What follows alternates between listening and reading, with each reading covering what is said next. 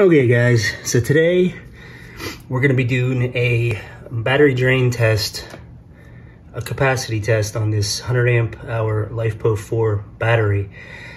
Just a public service announcement here. I actually had tested this and I tested 3 more of these all in parallel against a 1500 watt here, but fortunately, I lost all my videos as I was transferring from my phone to my iPad using Apple AirDrop.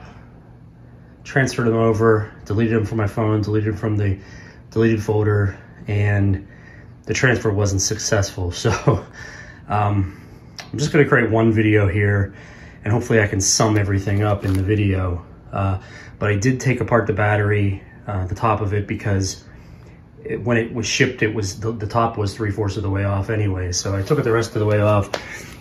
And what's inside there are the pouch cells. So they're not the prismatic cells. And there's a 50 amp BMS in there. It's a JBD. I'll have pictures of both in this video because I did take pictures when I took it apart, but I'm not going to take it apart again. But I just wanted to show you the specs on this particular battery.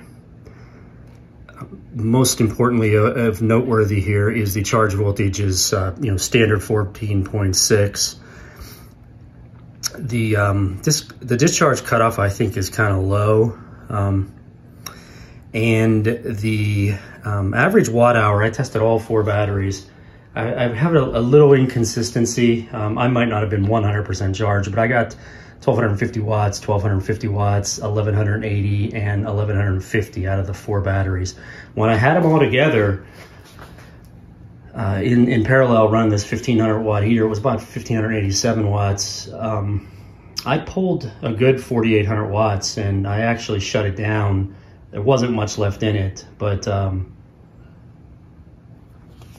I think these batteries might be at the very edge of saying the 1280.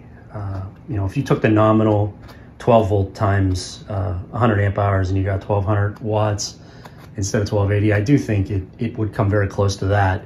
But anyway, it's a 50 amp BMS, so it's a little lower. I probably would not connect these in series, but I would definitely connect them in parallel, because actually it would help you in that sense, because if you have them in parallel, technically your max discharge current would be 200 amps because you have 4 of them together. So the standard discharge is 25 amps. So they're making these ratings very conservative. Look at the standard charging current, 25 amps, and the the charge current is 50.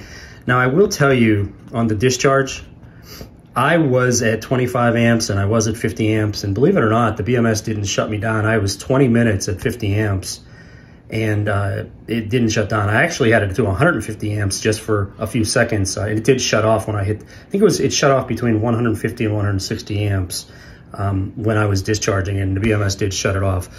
It actually says it has a short circuit, but when I touched a positive and negative, I got a spark. And so I'm not too confident on the short circuit circuitry in there. And there is also no low temperature cutoff in there. The BMS is very cheap. Probably one of those $10 BMSs would be my bet. But anyway, they were arranged. I think there was, I want to say there was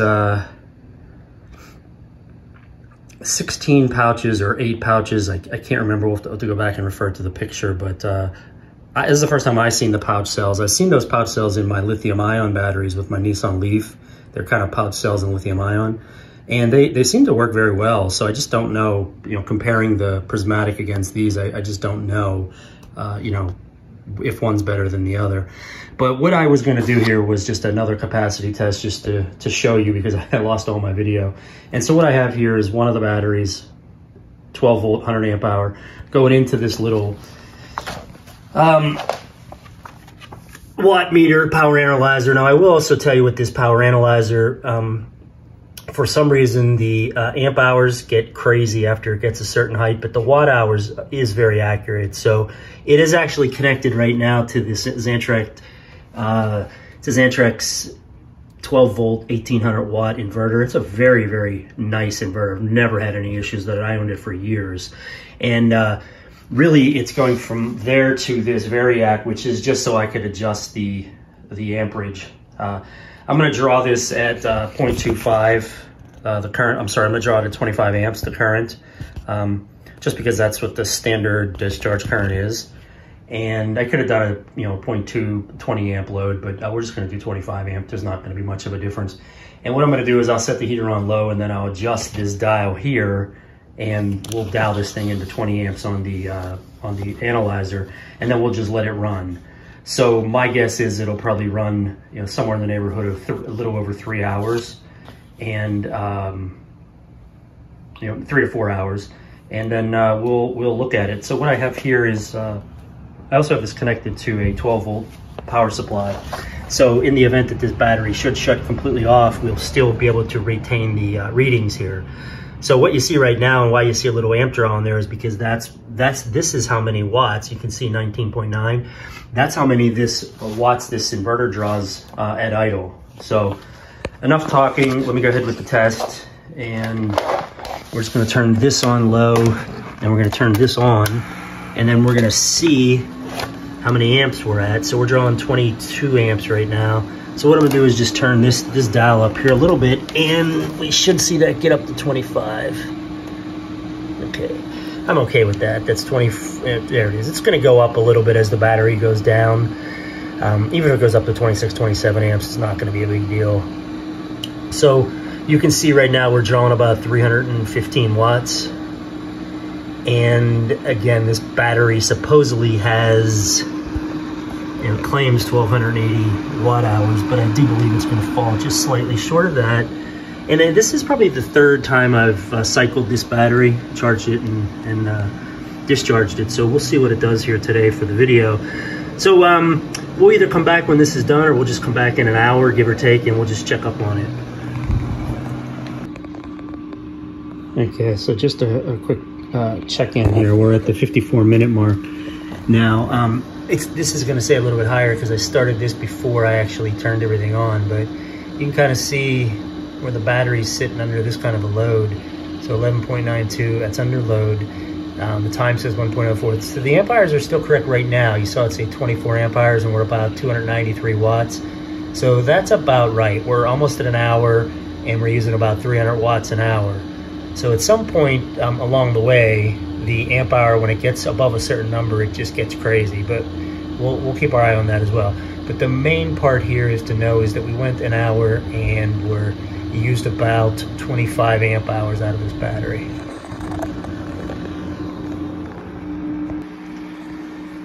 Okay guys, we're at hour 2, a little bit over hour 2. So you can see the amp hours are actually still recording correctly. There's the watt hours, 653 watt hours. We'll come back and show you the amp hours there. So time, 2 minutes, 17 seconds, 54.9 amp hours, 654 watts. The voltage is 11.81. The inverter is still running, and of course the heater is still on as well. But because it's only 300 watts, you can't really see the yellow or the orange in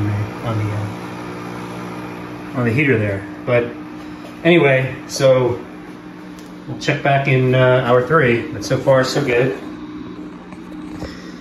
Okay, so here we are here. It's 3 hours and 15 minutes, and you can see here how the amp hour gets messed up. So 3 hours and 26 on this one. That might be, so you see 998 watt hours. So we're almost at 1,000 watt hours, which there is not much life left in this battery. But if you noticed on there, it might reset at 65. So it might be 65 plus 18 amp hours. I'll have to check that when this is done just to confirm. But anyway, so we'll check back in a little bit when this shuts off, and then we'll be able to see the total wattage taken out of this battery. Okay, the inverter's squeaking. This is off, so we're gonna shut this off, and we're gonna see what we got. So 1248, so 1250 watts. basically, and that's what I pulled out of this, I think, all 3 times that I tested this battery. So there's your final numbers. To me, that's close enough to 1280. I mean, that's three complete ups and downs, charges, discharges, and I got consistent 1250 out of this battery. So again, this is, I would call this a budget battery.